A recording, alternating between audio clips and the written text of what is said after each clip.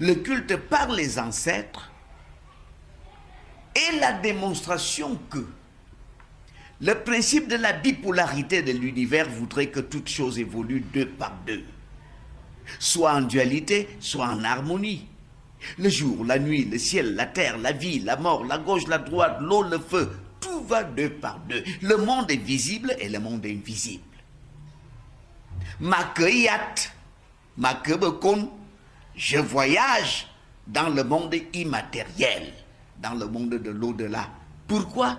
Parce que je n'ai pas trouvé de solution à mes problèmes dans un Milan, le monde physique. C'est ce que les camps disent.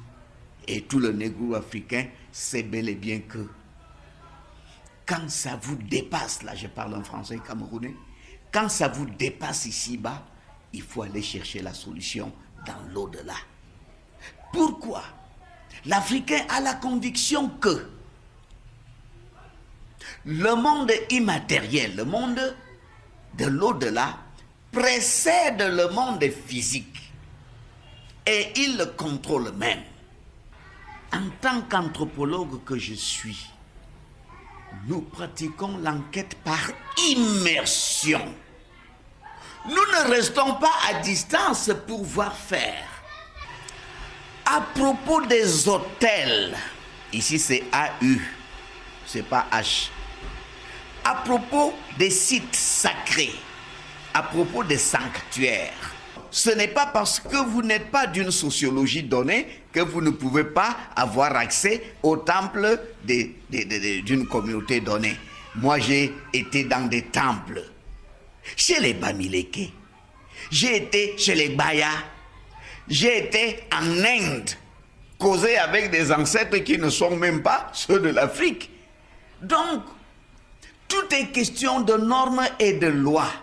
Respectez les normes et les lois du maître des lieux et vous pouvez avoir accès à tous les lieux sacrés qui soient. Si vous y venez en aventurier, c'est alors que vous pourrez rencontrer des représailles.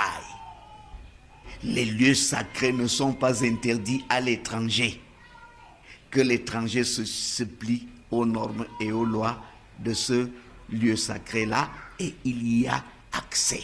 Je viens de causer avec des ancêtres qui ne sont même pas les miens dans un village en Gomejap. Ils m'ont salué et accueilli à distance. Amouk, comme tu es un enfant, j'espère que tu as déjà le courage de ton père. J'aurais pu décamper. Heureusement, ce n'était pas la première fois. Je dis, je m'étais à peine assis en plein minuit dans ce cimetière-là que j'ai été accueilli tantôt en français, tantôt en Ewondo. Tout simplement parce que eux lisent les intentions de celui qui vient vers eux. Ils lisent ces intentions-là et alors ils vous ouvrent leurs portes. Tel que nous aurions mené une vie d'humilité, une vie de sociabilité. Et cette sociabilité, cette humilité-là repose aussi sur notre spiritualité dont nous devons connaître les lois et les respecter. L'orgueil ne s'accommode pas de la spiritualité africaine. Soyons humbles, soyons tolérants et sachons reconnaître que, quelle que soit la science que l'on pratique, il y a eu des devanciers. Il faut les respecter. Merci, bon courage.